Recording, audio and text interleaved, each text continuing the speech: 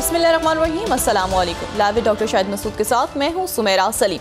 नाज़रीन, तहरीक इंसाफ का आज इस्लामाबाद में होने वाला जलसा एक बार फिर मुलतवी कर दिया गया है। इस्लामाबाद की इंतजामिया ने सख्त शराइत के साथ पीटीआई को 8 सितंबर को जलसा करने की इजाज़त दे दी है, जबकि पार्टी रहनुमाओं की जानिब से कहा गया कि बानी पीटीआई की जानिब से यह हिदायत की गई थी कि किसी भी इंतशार से बचने के लिए जलसा मुलतवी कर दिया जाए। महमूद खान अचकज़ई साहब की जानिब से कहा गया है कि आइन हमें जलसा जुलूस निकालने की इजाज़त देता है। इसके अलावा भी दीगर मौज़ूआत पर आज हम गुफ्तगू करेंगे। स्टूडियो में हमारे साथ मौजूद हैं डॉक्टर शाहिद मसूद। अस्सलाम वालेकुम डॉक्टर साहब। वालेकुम जी, आपको डॉक्टर साहब, पीटीआई का आज होने वाला जलसा मुलतवी हो गया है, जबकि इस्लामाबाद इंतजामिया की जानिब से पीटीआई को 8 सितंबर को जलसा करने की इजाज़त दी गई है, लेकिन सख्त शराइत भी रखी गई हैं। समझ नहीं आ सका सुबह, आज कुछ कन्फ्यूजन काफ़ी फैला रहा सुबह, और उसमें पहले तो ये था कि जलसा होने जा रहा है, कंटेनर और ये सारा, फिर वो अचानक जो है वो आज़म स्वाति साहब की इतलाई कि उन्होंने मुलाकात की है बैरिस्टर गौहर साहब के साथ शायद, तो वो अच्छा, इसमें एक बात जो है उसकी मैं मुकम्मल तौर पे तस्दीक नहीं कर सकता, लेकिन मेरा ख्याल है आज़म स्वाति साहब की ये पहली मुलाकात हुई है आज जो खान साहब से। उनकी पहले कभी मुलाकात हुई नहीं, और कुछ अर्से पहले वो इस बात का शिकवा भी कर रहे थे कि मेरी मुलाकात नहीं होने दी जा रही। तो आज बहरहाल उनकी मुलाकात हो गई सुबह सुबह, और उनके साथ शायद बैरिस्टर गौहर साहब भी थे। उन्होंने कहा कि पोस्टपोन हो गया, और उसके बाद कुछ कारकुन बड़े गुस्से में नज़र आए। कुछ बाद में पता चला कि वो अचकज़ई साहब भी कुछ ना, बाद में खैर उनकी आपस में मेरे ख्याल से मीटिंग वगैरह हो गई, और उसमें देखते हैं कि क्या। लेकिन जो सबसे अच्छा मेरे ख्याल से आज जो एक तनाव बहुत शदीद शिद्दत इख्तियार कर गया था, वो ये जो मुबारक सानी फैसले पे, और उसमें आज जो है वो मुख्तलिफ हमारे जो उलमाए दीन हैं और मुख्तलिफ शख्सियात, अच्छा ये जहन में रखें कि इस फैसले के ऊपर जो है वो पार्लियामेंट के अंदर पाकिस्तान पीपल्स पार्टी का नुक्ता नज़र, और तहरीक इंसाफ का नुक्ता नज़र, और मुस्लिम लीग नून का नुक्ता नज़र, और तकरीबन सारी पार्लियामेंट तमाम अक्रॉस द बोर्ड वो एक ही सफ़े पे थे, जिसका जिक्र अभी मौलाना फजलुर रहमान साहब ने किया। और आज मौलाना फजलुर रहमान साहब वहाँ मौजूद थे, तकी उस्मानी साहब ने भी ग़ालिबन बात की, बाकी उलमा भी मौजूद थे। तो ये जो है ये इसमें फ़ैसले के ऊपर एक तनाज़ा खड़ा हुआ। लेकिन इसकी सबसे जो एक बात नज़र आई कि आप देखें कि कितनी भी कशीदगी हो, कितना भी मामला जो है वो आगे तक चला जाए, वो मुकालमे के ज़रिए, और अगर एक एक कदम पीछे हटा जाए तो वो किस तरह से मामला हल हो जाते हैं। बड़ी शदीद इसके ऊपर जो है वो यहाँ पे हालात ख़राब होने का अंदेशा था। लेकिन फिर चीफ जस्टिस साहब ने जो बात की, उन्होंने भी ये कहा कि मसला ये है कि अल्फाज का चुनाव, और ज़ाहिर है वो मतलब बाज़ दफ़ा ऐसे फ़ैसले आ जाते हैं कि उसमें मकसद उनका भी ये नहीं था, यकीनन नहीं था। उन्होंने भी वजाहत की, उलमा भी बात समझ गए, और ये जो एक तनाव था, वो जो तनाव क्या, वो कशीदगी, मतलब उसमें कोई खुदा न खास्ता कोई वायलेंस से ख़तरा पैदा हो गया था। तो वो बहुत अच्छे अंदाज में उसका जो है वो सुप्रीम कोर्ट की तरफ से ये बात आई कि जी वो उस पर जो भी जुमले हैं या जिस तरह से उसके पर वो ख़त्म किया उन्होंने मामला। उलमा की बात बड़ी तफसील से सुनी गई, सारा तो पता ही चला कि हम जब चाहें तो मुकालमे से मामलात को किसी भी नहज तक चली जाए तलखी, उसको हम हल कर सकते हैं। तो ये बहुत, जिसकी वजह से एक माहौल बड़ा अजीब सा था। अब फजलुर रहमान साहब ने कल कहा है कि वो यौम तशक्कुर मनाएंगे, और मेरे ख्याल से इसके ऊपर यौम तशक्कुर तो एक तो इस फैसले के हवाले से बनता है, दूसरा ये भी कि मुकालमे के ज़रिए सुप्रीम कोर्ट में और जो उलमा थे, अच्छा इन्होंने भी बिल्कुल सियासत से हट के बिल्कुल इन्होंने भी उस नुक्ते के ऊपर ही फोकस किया, सब ने, मौलाना साहब ने भी और बाकी लोगों ने भी, तो वो, और सुप्रीम कोर्ट ने उसको बिल्कुल चीफ जस्टिस साहब ने किया। तो ये जो एक तलखी थी वो शुक्र है कि हल हुई। अब रह गया ये तहरीक इंसाफ, वो कह रहे हैं 8 तारीख को। मेरी मुख्तलिफ रहनुमाओं से बात होती है, मैं यहाँ कोट नहीं करता प्रोग्राम में, लेकिन यह है कि इस कदर आपस में मसाइल हैं कि वो मतलब एक मैं आपको बताऊं, एक दिन अजीब सी बात हुई। मैंने एक लॉयर हैं, बड़े अच्छे रहनुमा है दोस्त, मैं नाम नहीं लेना चाह रहा। मैंने कहा केस क्यों नहीं आप प्रॉपरली, खान साहब का केस ज़रा इसको ज़रा इस तरह से अदालत में अगर आप उठाएं। तो वो मुझे आगे से कहते हैं आप क्या चाहते हैं, हम इस दौर में अपना सर झुका दें, हम सर कटवा देगा खान, झुकाएगा। मैंने कहा यार खान को बाहर लेकर आओ बे, खुदा के बंदो, तो किस तरह की बातें करते हो कि सर कट जाएंगे, झुकेंगे नहीं हक की राह में हम। ओ मैंने कहा भाई आप जाओ खुद खान को तो निकलवाओ, तुम्हारा वो अंदर मतलब ये जो है ना वो। मैंने कहा यार अजीब ही, मैं यानी वकील जो है वो ये कह रहे हैं, एक वकील साहब इनके कुछ तो बड़े ज़बरदस्त है ना, अली सफ़र साहब, बाकी उनका जिक्र नहीं, एक और हैं वकील में, वो भी बड़े वकील हैं, मगर वो नहीं हम सर खान सर कटवा देगा। अब यार कोई अपने मौके के बारे में ये बात कह सकता है, वो कह रहा है मुझे बाहर है भाई, उसको लाई कर आए, वो सर कटवा देगा, समझौता नहीं करेगा, झुकेगा नहीं। और मैंने कहा झुकने की बात नहीं, मैं मुकदमे की बात कर रहा हूँ। तो ये जो है ना, ये अब मेरा ख्याल है कि इनको बैठ के ना मामलात को देखना पड़ेगा। जैसे तय कर लिया था कि तर्जुमान एक ही होंगे या बाकी मुख्तलिफ लोग बात नहीं करेंगे। आज वाला वाक़या भी कुछ बहुत ही अजीब सा हुआ, क्योंकि वो यहाँ पर लोग जो हैं उनके बाकी रहनुमाओं को नहीं पता था। हमारी कवरेज वगैरह के लिए भी गाड़ियाँ मौजूद थीं, लेकिन वो अचानक हो गया कि जी वो हुआ। इसी बहाने चलें आज़म स्वाति साहब की मुलाकात भी हो गई, वो क्यों कैसे पुरस्कार मुलाकात हुई, क्या हुआ, वो मतलब उस पर बातें होती रहेंगी मुख्तलिफ। लेकिन ये है कि वो अगर हो जाता तो फिर मज़ीद जो है ना उसमें कशीदगी, यहाँ पे बहुत ज़्यादा फिर मामलात ख़राब होते, क्या होता। लेकिन इनके जो खान साहब की एब्सेंस में आप देखें, ये सारी पार्टीज़ के अंदर ये इशू है कि पीछे जो है वो फ़ैसला, यानी अब भी हुकूमत है मुस्लिम लीग नून की, लेकिन यह है कि फ़ैसला जो है वो नवाज शरीफ साहब करते हैं, शहबाज शरीफ साहब करते हैं, या दोनों करते हैं या दोनों नहीं करते, क्या किसी को नहीं पता।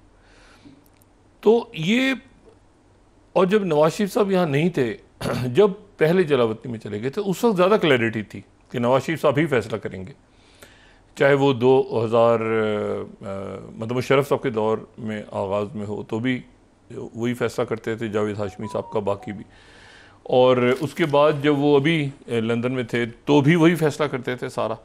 लेकिन यहाँ आने की बात है कन्फ्यूजन है। अच्छा, ये तहरीक इंसाफ को फौरी तौर पर ये मामला हल करना होगा कि उनके अंदर पता नहीं खान साहब होता है, मैं मिलूंगा तो शिकायत लगाऊंगा, मैं करूंगा ऐसा, मतलब ये इतनी खिचपिच है कि असल इशूज से वो डाइवर्ट हो रहे हैं कि असल इशू ये है कि आपने खान साहब को बाहर लेकर आना है। तो ये बहरहाल अच्छा हुआ कि आज यहाँ पे इस्लामाबाद में कशीदगी नहीं बढ़ी, और ये कशीदगी अगर बढ़ जाती तो फिर इसके सारे मुल्क पे कोई ना कोई असरात होते। तो ये अच्छा हुआ कि आज का दिन खैरियत से गुजरा। दूसरी जो बात है वो ये है कि जो जंगें, अच्छा जो पहले तो ज़रा इसको जल्दी से इसकी बात मुकम्मल करता हूँ कि सेक्रेटरी ब्लिंकन चले गए, सीज़ फायर हो नहीं सका। जाने के बाद जो है वो प्रेसिडेंट बाइडन की गुफ्तगू हुई जो है नेतन्याहू से, और उस नेतन्याहू से गुफ्तगू में मुझे तो उसमें कुछ भी नज़र नहीं आया। यूएस एम्बेसी इन इसराइल, अगर मैं पहली स्लाइड देखूँ उसका तो कोई सर पैर ही नहीं। रीड आउट जो है वो ये कह रहे हैं कि मुज़ाकरात होंगे, आगे चलने चाहिए, होस्टेज जो करेगा पता नहीं क्या। और ये बहुत बड़ी एक नाकामी है कि अब क्या होगा, अपकमिंग टॉक्स कब होंगी, कहाँ पे टॉक्स तो हो ही नहीं रही। वो फिलाडेल्फी कॉरिडोर से वो हट नहीं रहे, और वो जो है उसके साथ ही वो जो निज़ाम कॉरिडोर जो 2 टुकड़ों में तकसीम करता है गज़ा को, उससे भी नहीं हट रहे पीछे। तो खूब इन्होंने अटैक्स किए लेबनान में, दोबारा लेबनान की तरफ से वो ये यहाँ से 2-3 करते हैं, वहाँ से 50 रॉकेट्स आ जाते हैं। लेकिन ये कि वो मामला ख़राब हैं। मिस्र में टॉक शुरू नहीं हो सकी, वो जो ये था कि इस हफ्ते के आखिर तक टॉक शुरू हो जाएंगी। प्रेसिडेंट बाइडन चले गए कहीं, कैमिला हैरिस फ्रंट पे आ गई, अब उनके कन्वेंशन हो रहे हैं, उसमें वो फोर फ्रंट पे हैं, ज़ाहिर है पब्लिक का ध्यान भी। लेकिन ये है कि ये पीछे मामला जो हैं ये ख़राबी से ख़राबी की तरफ जा रहे हैं।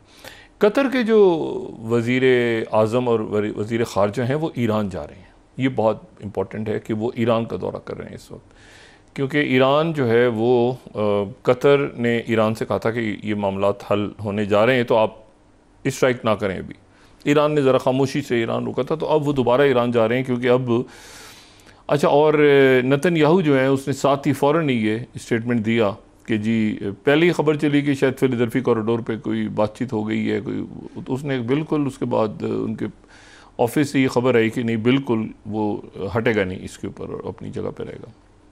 मैं एक बात आपको सिर्फ और बताऊंगा, थोड़ा सा वक्त मुझे इसमें मिल जाए। देखें, यूक्रेन की जंग में तो वो जो ऊपर कस पे अटैक हुआ था और उसके नीचे जवाब में वो ईस्टर्न यूक्रेन हम डिस्कस कर रहे थे काफ़ी दिनों से, और इसमें इंडियन प्राइम मिनिस्टर मोदी जो हैं वो अब यूक्रेन जा रहे हैं। आज वो शायद निकल जाएंगे तो कल पहुंचेंगे वहाँ पे रात की ट्रेन लेके। लेकिन मैं आपको सिर्फ एक बात बताऊं कि ये जो जंग का ये महाज है ना, यानी अमेरिका चाइना और नेटो अमेरिका, इसका एक महाज तो हो गया ये जो साउथ चाइना सी में नज़र आता है, एक आपका अफ्रीका में नज़र आ रहा है जो मुख्तलिफ सूरतों में, एक आपको नज़र आ रहा है ये मिडल ईस्ट और अफ्रीका में इधर। इसका जो असल बहुत बड़ा महाज है ना, असल महाज जो यूक्रेन और रशिया की जंग तय करेगी, यूक्रेन और रशिया की जंग जो असल महाज तय करेगी, वो यूरोप का लैंड कहाँ जाता है कहाँ नहीं जाता उससे हट के वो आर्कटिक के ऊपर तय करेगी, वो जो नॉर्थ पोल है ऊपर, ठीक है। और चूंकि ग्लोबल वार्मिंग है तो इसीलिए पानी पिघल रहा है, बर्फ़ पिघल रही है और पानी बन रही है, और ये पानी जो है वो पिघल के वो मतलब है कि वो पूरा साल बंद रहता था, अब वो खुल रहा है, रास्ते खुल रहे हैं, वहाँ पे लेन्स खुल रही हैं, और वहाँ पर कोई 1670 ट्रिलियन क्यूबिक फीट तो सिर्फ वहाँ पे गैस है। रेयर अर्थ मिनरल्स वहाँ पे कुछ और हैं, बहुत बड़ी तादाद में गैस, ट्रिलियन पता नहीं कितने बिलियन ट्रिलियंस की गैस है वहाँ पे जो कि ड्रिलिंग होनी है वहाँ। एक जो आइस ब्रेकर है वो $1 बिलियन का बनता है और उसको 10 साल लगते हैं बनने में। और अगर सिर्फ यहाँ पर हम देखें कि इस वक्त आइस ब्रेकर्स कितने हैं, तो आपको कनाडा के पास नज़र आएंगे 10, और फिर आपको नज़र आएंगे रशिया के पास 50, आपको फिनलैंड के पास 10, अमेरिका के पास 5, चाइना के पास 3, स्वीडन के 4, एस्टोनिया, ऑस्ट्रेलिया, डेनमार्क, ये सारे मुल्क जो हैं ये इनके पास आइस ब्रेकर्स आपको नज़र आएंगे। तो आइस ब्रेकर ये सारा खेल जो है ये शुरू हो गया। अच्छा, आर्कटिक को अगर देखें, पहली स्लाइड हम देखें ना, तो ये देखें इसमें मुल्क कौन से हैं। इसमें है अमेरिका का अलास्का जो कि बहुत छोटा सा है, बहुत बड़ा रशिया जो येलो, सबसे ज़्यादा अगर कोई मुल्क यहाँ पे मौजूद है तो वो रशिया है, और फिर उसके बाद कनाडा, अगर हम यहाँ से देखें ग्रीनलैंड जिसको आइसलैंड ही देखता है, बेरेंट सी, फिर ये यहाँ पर भी बहुत, रशिया कहाँ तक जा रहा है आप देखें, छोटा सा फिनलैंड, छोटा सा स्वीडन, छोटा सा नॉर्वे, ये छोटे नीचे मुल्क आ रहे हैं, लेकिन ये आर्कटिक ओशन जो है ये आप देखें कि ये कितना बड़ा है। और इसमें फिर ये जो सेकंड स्लाइड है ये नॉर्दर्न सी रूट है। नॉर्दर्न सी रूट वो है जो कनाडा को जोड़ता है चाइना के साथ, और यहाँ 2014 में एक इनका जो जहाज़ है वो जहाज़ भी एक कार्गो शिप 2014 में वो यहाँ से ट्रैवल भी कर चुका है, और वो ट्रैवल करके सीधा जो है वो पहुँच गया था अल्लाह भला करे चाइना 2014 में, कनाडा से चाइना। ये वो जगह है, अगर आप इस मैप को देखें, सिर्फ यहाँ रुकें, यहाँ हम रोक लें, या वो पहले वाली भी स्लाइड पे चले जाएं या इसी पे रख लें, पहले वाले भी चले जाएंगे तो ज़्यादा अच्छा है। ये वो जगह है जहाँ से सबसे जल्द रशिया न्यूक्लियर मिसाइल्स फेंक सकता है अमेरिका पे, अलास्का पे। पैसिफिक में नहीं, यूरोप से भी नहीं, आर्कटिक ओशन वो जगह है जहां से रशिया, वो देखें ऊपर, ठीक है, जहां अगर रशिया पूरे जो मिसाइल्स अगर अपने करता है तो यहां से मिसाइल्स वो आगे फेंक के वो सीधा आर्कटिक ओशन से अमेरिका को हिट कर सकता है। कनाडा, अमेरिका, ये सारे मुल्क, यूरोप, पूरा ये देखें ना।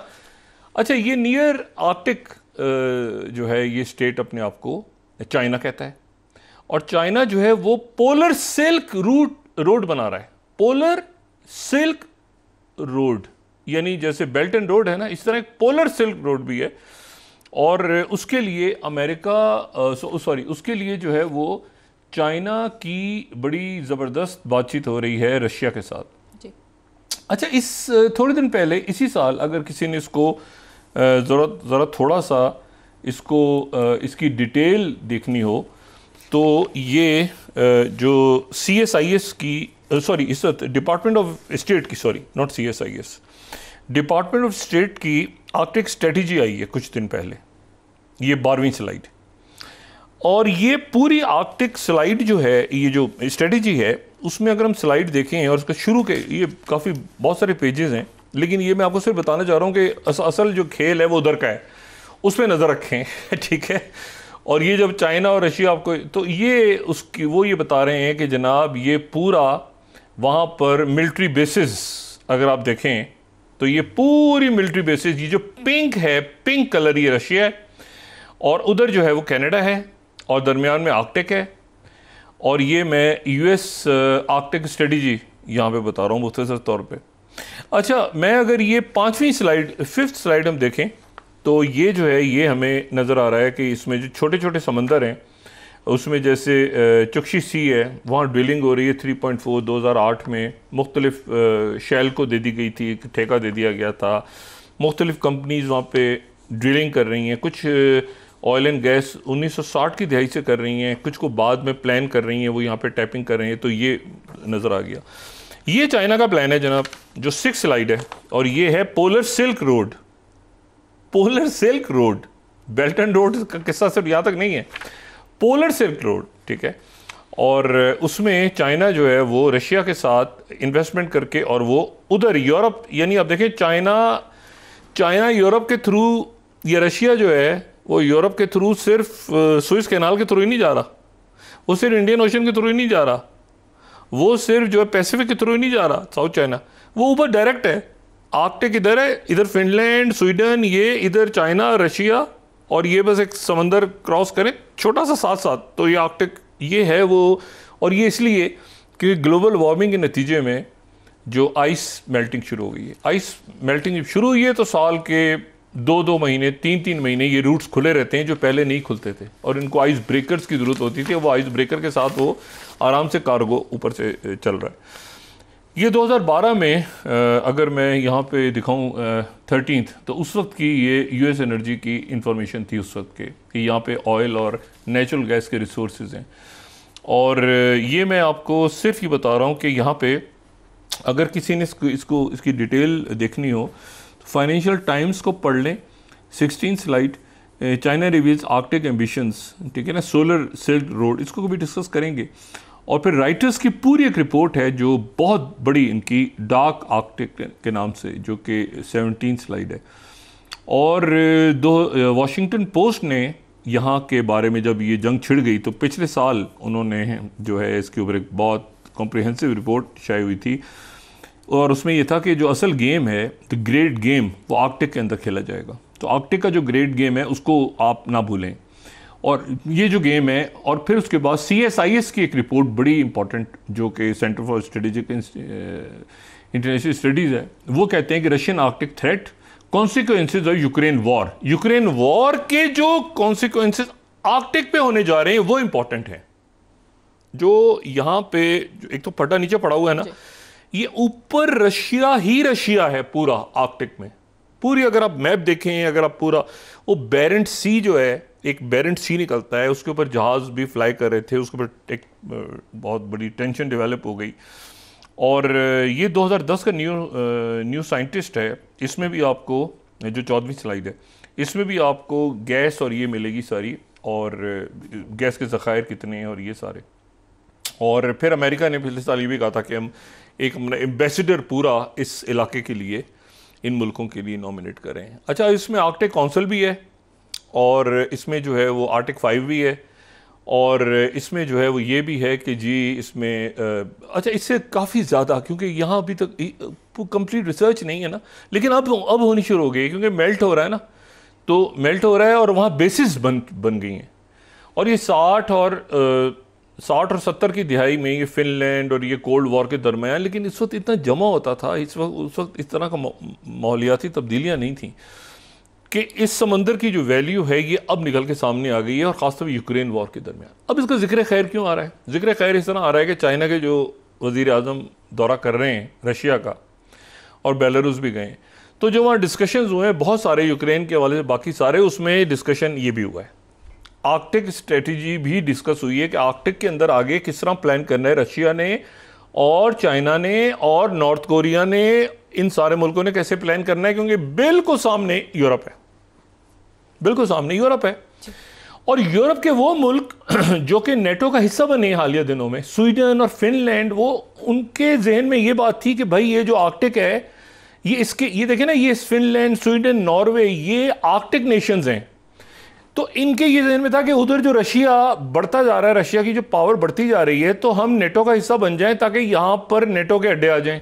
लेकिन वो बहुत बड़ा ये खेल जो है ना, ये आप समझ लें कि दरमियान में चोंच है, नॉर्थ पोल, कुतुब शुमाली जिसे कहते हैं, ये कुतुब शुमाली दरमियान में है। और ये इस तरह से, यानी आप समझ लें कि ये गुंबद के, ज़मीन का गुंबद अगर है तो उसके ऊपर हम चढ़ के देख रहे हैं कि ये बैठे हुए हैं, और ये जनाब ये मुल्क है इस तरह से, और ये ऊपर से नक्शा है, ठीक है। ये अलास्का हो गया, उधर साथ ही रशिया हो गया, इधर ये मुल्क हो गया वगैरह वगैरह, और कनाडा हो गया। अब ये है कि ये जो डिस्कशन हुआ है वहाँ पे, उन डिस्कशंस के अंदर ये ली क्वांग जो हैं, जो कि बेलारूस चले गए हैं अब, बेलारूस और रशिया का ये दौरा 4 रोज़ा, तो उस दौरान जो है वो उन्होंने आर्कटिक स्ट्रेटजी पर भी बात हुई है कि बहुत सारे माहदे हुए हैं डिफेंस के, और वो रशिया और चाइना के चल रहे हैं, लेकिन आर्कटिक के ऊपर रशिया बहुत यानी उसकी वहाँ पे बेस बहुत बड़ी है, और चाइना की इन्वेस्टमेंट हो रही है। चाइना इन्वेस्ट करके ये जो पोलर सिल्क रोड है, अब ये नया वर्ड है, पोलर सिल्क रोड, आइंदा डिस्कस करेंगे तो दिन में लेंगे। ये पोलर जो है ये सिल्क रोड है जो कि आर्कटिक के अंदर है, और अब इसके नॉर्थ ईस्टर्न जो रूट है उसके ऊपर, नॉर्थ वेस्टर्न और नॉर्थ ईस्टर्न और ये सारे, इनके ऊपर एक बहस है। लेकिन ये है कि इशू ये कि किसका नॉर्थ वेस्टर्न किसके पास है, और नॉर्दर्न सी है यहाँ पे, और डिस्कस करते हैं। लेकिन इस बात को ध्यान में रखें कि जो ग्रेट गेम में आर्कटिक का रोल बहुत बढ़ गया। रेयर अर्थ मिनरल्स बहुत हैं। ये जो जहाज़ 2014 में कनाडा से पहली दफ़ा गया था, उसमें निकल थी 23,000 टन निकल, ये इधर से उधर।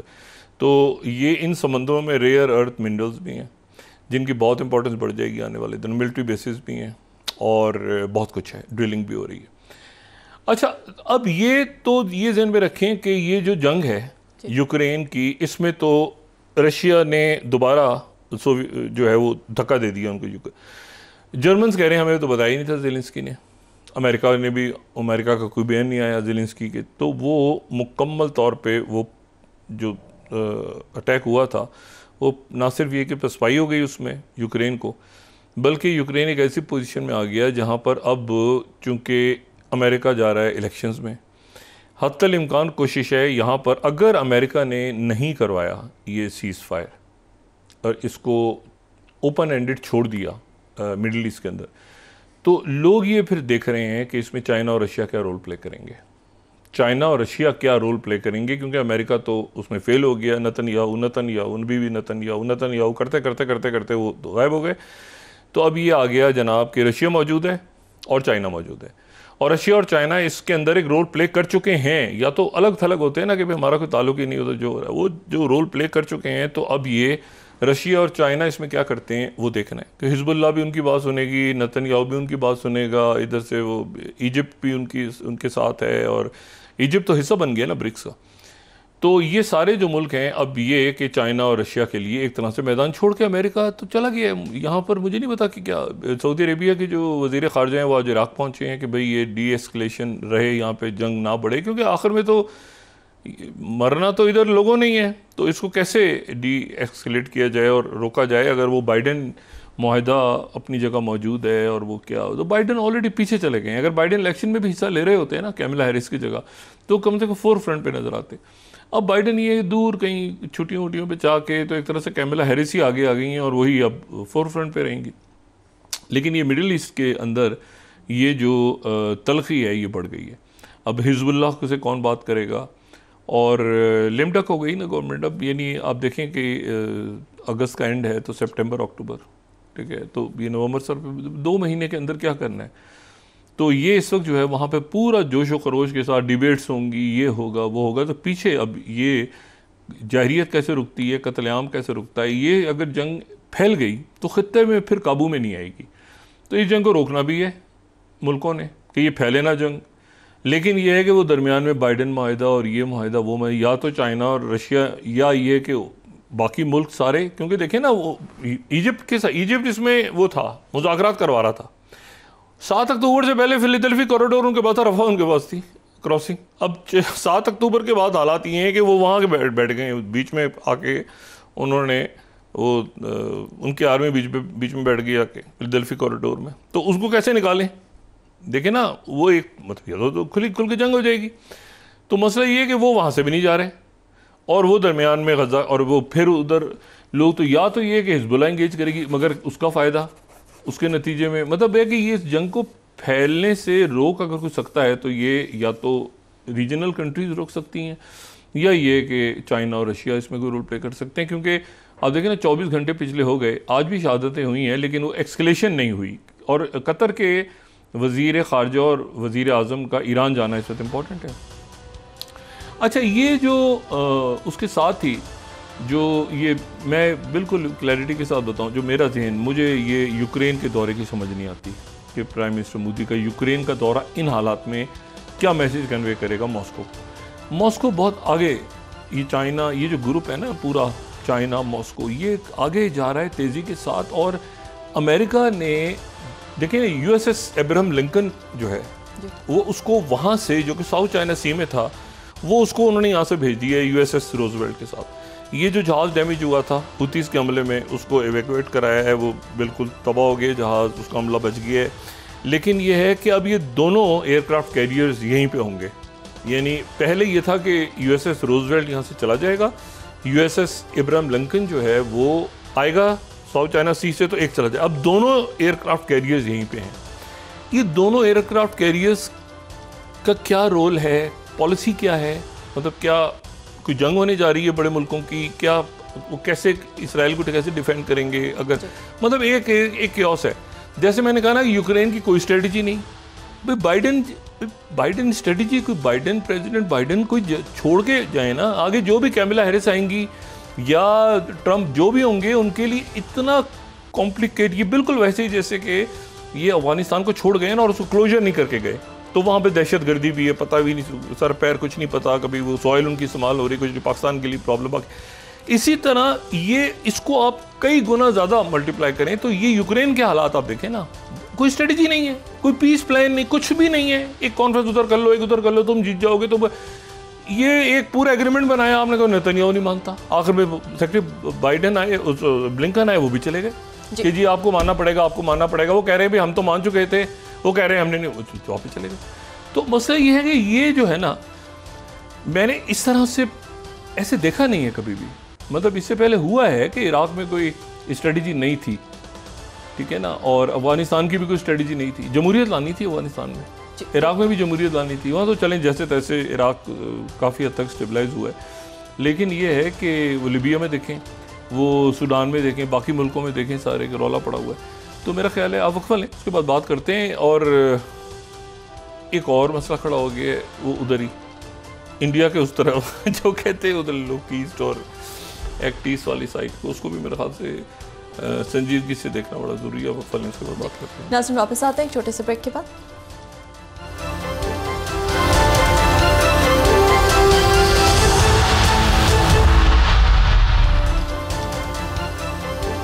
वेलकम बैक नाज़रीन। डॉक्टर साहब, पीटीआई का 8 सितंबर को अगला जलसा हो जाएगा? अभी ऐलान हुआ है, अभी तो 8 सितंबर काफ़ी दूर है। और एब्रप्टली, क्योंकि आज का मेरा ख्याल है मीटिंग्स वगैरह होंगी, कोई इसके ऊपर करेंगे। और 8 तारीख से पहले काफ़ी मुकदमात और गिरफ्तारियाँ और जो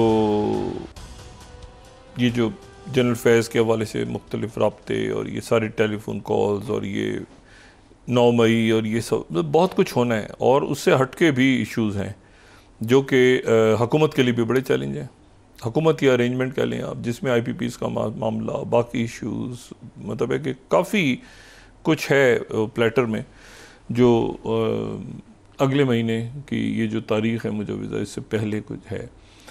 तो वो बहुत कुछ होना है। और ख़ास तौर पे ये जो मामलात हैं, जो ये जनरल फैज़ के हवाले से मुकदमा जो कोर्ट मार्शल है ये कब शुरू होता है, किस तरह शुरू होता है, कुछ लोग कह रहे हैं शुरू हो भी गया है शायद। बहरहाल मुख्तलिफ जब जो भी इसकी डिटेल सामने आती हैं तो उसमें हम बात कर सकते हैं।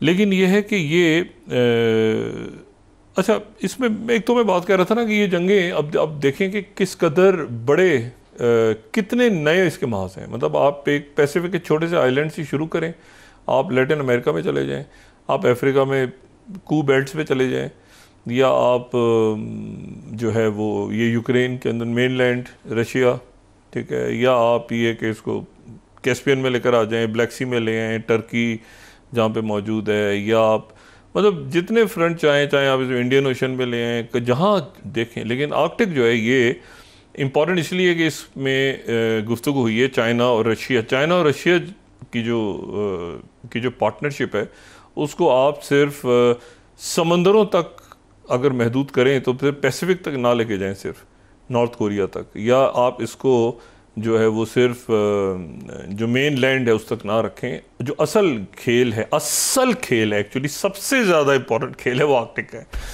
क्योंकि मैंने आपसे कहना कि वो बिल्कुल आमने सामने है, बिल्कुल ऐसे हैं। अच्छा, तो ये जो है ये, और वहाँ पे मुकम्मल तौर पे रशिया की जो प्रेजेंस है वो बहुत ज़्यादा है।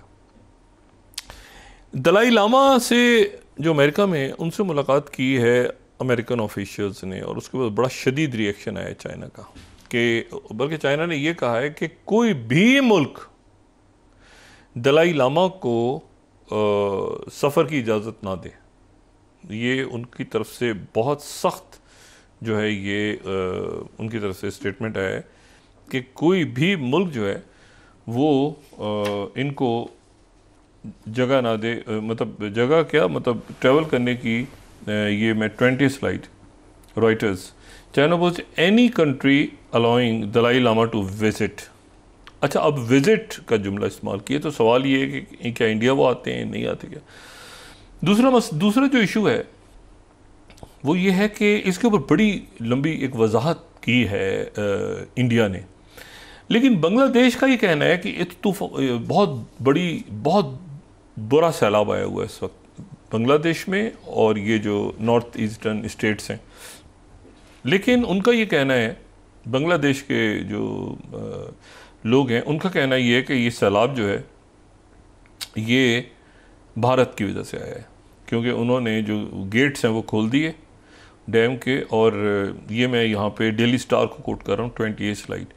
India has shown inhumanity by opening dam, ये सेज जो नाहिद उनके जो स्टूडेंट लीडर हैं, ये 28 स्लाइड द स्टार की। और फिर ढाका ट्रिब्यून भी यही कह रहा है कि Bangladesh caught off guard by India's reservoir sluice gate opening. उन्होंने गेट खोल दिए, वहाँ सैलाब आ गया, ठीक है। और फिर उसके बाद कल रात को वहाँ पे मुजाहरे शुरू हो गए बहुत यूनिवर्सिटीज़ के अंदर। फिर मैं वहीं के मीडिया को कोट कर रहा हूँ, और 30th की Bangladesh university students protest against floods due to Indian dam opening. अच्छा, इंडिया ने फिर इसकी आज तरदीद की है कि भाई हमारी वजह से नहीं हुआ, लेकिन बांग्लादेश के अंदर ये बात वो बिल्कुल वो इस बात पे फिक्स हैं कि ये इन्होंने डैम खोला है जिसके नतीजे में ये बांग्लादेश में फ्लड आ गया। और क्योंकि हसीना वाजिद वहाँ बैठी हैं तो वो एक स्टूडेंट्स मुजाहरे और ये वो सारा वहाँ पे शुरू हो गया, काफ़ी उनका नुकसान बांग्लादेश में हुआ है। अच्छा, इसमें दूसरी जो चीज़ है वो ये है कि जो मलेशिया के अभी अनवर इब्राहिम इंडिया से होके गए हैं, और ये डॉक्टर महातिर मोहम्मद की एक ख़ास पॉलिसी रही जो इंडिया के हवाले से रही और कश्मीर के हवाले से बयान आते, तो अनवर इब्राहिम यहाँ पर आए। लेकिन अनवर इब्राहिम और मलेशिया का मैंने बताया था कि आप ये बे ऑफ बंगाल की अगर जोग्राफ़ी देखें तो आपको मलेशिया का अंदाज़ा होता है कि वो फिर थाईलैंड और मलेशिया बड़ा ज़बरदस्त मुल्क है। अब इशू ये है कि वो उन्होंने बात तो सारी हो गई, सब कुछ हो गया, लेकिन एक शख्स हैं जिनका नाम है डॉक्टर जाकिर नाइक। डॉक्टर जाकिर नाइक जो हैं वो मलेशिया में रहते हैं, और मलेशिया ने उनको अपनी सिटीज़नशिप और परमानेंट रेजिडेंसी और वो उनका क़याम उधर है डॉक्टर जाकिर नाइक का। तो अब ये है कि वो डॉक्टर जाकिर नाइक जो हैं वो इंडिया उनको मतलब इंडिया में वो वांटेड है, मलेशिया में वो रहते हैं। अब उसके ऊपर जो है वो बात ये हुई कि हम एक मामले की वजह से क्या ताल्लुकात अपने ख़राब कर दें, वो इस तरह करके उन्होंने बात घुमाई और वो जो हैं वो अनवर इब्राहिम आगे चले गए। उन्होंने इसके ऊपर ज़्यादा मतलब उन्होंने बस वो आप समझें कि उन्होंने बात नहीं की आगे, ठीक है ना। उन्होंने कहा कि भाई मसला ये है कि हमारे जो ताल्लुकात हैं वो आगे बढ़ने चाहिए वगैरह वगैरह, लेकिन इंडिया के लिए बहुत इम्पॉर्टेंट है कि जाकिर नाइक जो हैं वो तो वापस किसी तरह से मतलब उनका फ़ैसला किया जाए। वो मलेशिया में रहते हैं और मलेशिया में वो तबलीग भी करते हैं और बाकी उनका जो दीनी काम है वो भी करते हैं। दूसरा जो है वो बांग्लादेश ने आज एक अजब फैसला किया उनका। बांग्लादेश में आज एक अजब फैसला हुआ है और बांग्लादेश की हुकूमत ने 38 स्लाइड ये जो अनवर इब्राहिम का दौरा भारत है, जो प्रेसिडेंट है मलेशिया के, बड़ा हमारे बरादर मुल्क है, उन्होंने पीस टीवी बंगला शुरू करने का ऐलान कर दिया। 38 स्लाइड। ये पीस टीवी जो है ये डॉक्टर जाकिर नाइक का है। तो जो पीस टीवी है वो बांग्लादेश में अब वो बंगला, इंग्लिश, उर्दू, चाइनीज़, ये चाइनीज़ में भी है। पीस टीवी जो बंगला है मतलब पीस टीवी जो है ये बंगला, इंग्लिश, उर्दू और चाइनीज़ में, तो ये बांग्लादेश में भी, ये बंगला लैंग्वेज में भी शुरू हो गया। अच्छा, तो ये जो है ना अब एक अच्छा ये जो शुरू होगा चाइनीज़, बंगला, मलेशिया में ये खुद हैं और साथ उसके जो है वो इंग्लिश, तो ये एक नई अनाउंसमेंट हुई है। और जाहिर है कि वहाँ पर जमात इस्लामी बहुत मजबूत, लेकिन उसके साथ ही जो बांग्लादेश की लिबरल सेकुलर फोर्सेस हैं वो भी बहुत फाल हैं। उनका एक अपना कल्चर है। मैंने रविंद्रनाथ टैगोर से लेके आप शुरू करें और डॉक्टर यूनुस तक आ जाएं तो ये बड़े यानी खुले टुले नज़रियात के और उनकी जो सकाफ़त और जिस तरह चलता है सारा। लेकिन इशू ये है कि इस वक्त बंगला टीवी जो पीस टीवी लॉन्च होना, जो कि मलेशिया में अनवर इब्राहिम मौजूद हैं और वहाँ पे जाकिर नाइक हैं और उसके ऊपर उनकी बात नहीं हुई। अच्छा, अब सारा जो मलबा है वो डल गया है इस पे। अच्छा, बेरेंट सी पे जो जहाज़ गए थे ना, जिस पे तल्ख हुई थी, मैं 36 स्लाइड दिखा दूँ अगर किसी ने डिटेल देखनी हो। ये देखें, ये बड़ा, ये बेरेंट सी वही आर्टिक ओशन वाला। तो ये आप देखें कि US एयरफोर्स 36 और 37, अगर आर्कटिक ओशन को किसी ने देखना हो ना तो ये बड़े अच्छे पेपर्स हैं। US air force conducts mission over Barents sea as Russian north east fleet begins exercises. ये ऊपर काफ़ी गर्मा गर्मी है ऊपर जो है ना मतलब माहौल बदल रहा है ऊपर, ये मौसमियाती तब्दीलियों की वजह से। और 37 जो है वो ये है कि वहाँ पर रशिया ने कुछ अर्सा पहले पोसिडॉन न्यूक्लियर टॉर्पेडो को भी टेस्ट किया था, ठीक है। ये 37 स्लाइड है और ये बेरेंट सी है, ठीक है। साइकोलॉजिकल वेपन एक्सपर्ट्स ही कहते हैं। लेकिन मैं आपको सिर्फ बता रहा हूँ कि यहाँ पर जो अगला फ्रंट है ना, बड़ा फ्रंट ग्रेट गेम का, वो सिर्फ मेन लैंड तक महदूद नहीं है। आपने अगर उसको समझना है तो उसके लिए बहुत ज़रूरी है कि नज़र रखी जाए आर्कटिक के ऊपर भी। और आर्कटिक इसलिए कि मौसमियाती तब्दीलियाँ तो बर्फ़ पिघलना शुरू हो गई और जहाँ उसमें और हालात मुसीबतें दुनिया में आ रही हैं क्लाइमेट चेंज की वजह से, वहाँ पर ये जंगों का भी अपना एक महाज जो है उसमें तेज़ी पैदा हो रही है। और ये जो है इसमें अब तो ये अब आप ये देखें कि ये बहुत सारे फ्रंट्स उलझ गए हैं। यानी अमेरिका जो है वो चूँकि उनकी कैंपेन शुरू हो गई है, वो इस वक्त कुछ नहीं, अगर आप बाइडेन से पूछें तो उनके तो मतलब डेमोक्रेटिक कन्वेंशन और वो कल जो बात हुई है टेलीफोन पे जो बाइडेन और जो नेतन्याहू की, उसमें कैमिला हैरिस भी थी, वो भी ज़ाहिर है एज वाइस प्रेसिडेंट और प्रेसिडेंट नॉमिनी। लेकिन वो जो पूरा ध्यान है, कंसंट्रेशन है, वो अब चली गई है पूरी की पूरी इलेक्शंस पे 2 महीने। और इसमें कन्वेंशन होने हैं, डिबेट्स होनी है, इसमें बहुत कुछ होना है। इसमें ट्रंप आएगा, मतलब अभी तो बहुत कुछ होना है। तो इसमें इशू ये है कि जो सेकंड डिबेट होनी है अभी उसके वो अब ये लेम डक से लोग हो जाते हैं ना कि अच्छा जी वो 3 हफ्तों में होना था, तो 2 हफ्तों में होना था, तो 5 हफ्तों में होना था, तो ये तो अब दिन ही नहीं है। जो बाइडेन एग्रीमेंट के दिन ही नहीं है। ये अगर यहाँ करवा देते तो ये ओपन एंडेड 2 जंगें, ये जहाँ पर बेशुमार ऐसी जंगें हैं जो अनफिनिश्ड एजेंडे के तौर पे छोड़ के अमेरिका गया है। लिबिया, सीरिया, इराक, अफ़गानिस्तान, उससे पहले ब्रिटिश छोड़ के चले गए, ब्रिटिश छोड़ के चला गया, चाइना, इंडिया, कोई सर पैर नहीं, कश्मीर कोई सर पैर नहीं, मतलब कैसे क्या हुआ। बल्कि ये अगर आप अफ़गानिस्तान पाकिस्तान देखें तो ये भी ब्रिटिश दौर का ही एक मतलब इसको जिस अंदाज में भी लें, जिस दौर में भी शुरू हुआ। लेकिन बहरहाल ये कि ये अब ये जो 40,000 से ज़्यादा ऑफिशियली, अब तो 41,000 पोलियो और बीमारियां फैल गई हैं और पूरा गज़ा, तो उसमें अब ये है कि IS अनवर अपनी जगह मौजूद हैं और हिजबुल्लाह के ऊपर हिट हो रहा है और लेबनान और वहाँ सीरियंस मौजूद हैं और सीरिया अपनी जगह पे मौजूद है और सूडान के हालात बिगड़ रहे हैं और ये मुख्तलिफ एयरक्राफ्ट कैरियर्स लाने से तो मामला ख़राब होंगे ना। असल तो पीस टॉक्स होनी थी, तो वो पीस टॉक्स वो हुती जहाँ से एक्टिव होंगे। तो आने वाले दिन जो हैं ये पाकिस्तान के अंदर जितनी जल्दी हम ये पॉलिटिकल अपना जो क्राइसिस है कॉन्स्टिट्यूशनल पॉलिटिकल बाकी सारे मामला, उसको जितनी जल्दी हम हल करेंगे, जैसे आज मैंने बताया ना कि आज एक मतलब वो बहुत तल्ख दिन का स्टार्ट हुआ, लेकिन वो दिन ख़त्म जब हुआ है तो लोगों को कुछ सुकून मिला कि यहाँ पे कोई खून खराबा नहीं हुआ। तो बात ये है कि ये इसी तरह से अगर हम जल्दी इन मसलों को निपटाएंगे तो आगे बहुत बड़े चैलेंजेस आ रहे हैं रियासत के लिए, जिसमें मईशत, सिक्योरिटी, सोशल अनरेस्ट और ये जो वो देखा कराची में खातून को चलते हुए निकल गई। मतलब है कि इस तरह के वाक़यात ऐसे हो रहे हैं कि वो मतलब 2 दिन तक याद रहता है लोगों को, तीसरे दिन कोई और वाक़या हो जाता है, उससे ज़रा बदतर वाक़या हो जाता है। तो बस अब देखें कि किस तरह से आगे मामला बढ़ते हैं। जी बहुत शुक्रिया डॉक्टर साहब। नाज़रीन, इसके साथ ही आज का प्रोग्राम अपने अख्ताम को पहुंचा। मुझे सुमेरा सलीम को इजाज़त दीजिए, अल्लाह ने के बाद। जी डॉक्टर साहब, अपने दोस्तों रिश्तेदारों को के लूँगा, सब ख्याल रखिएगा, अल्लाह हाफ़िज़।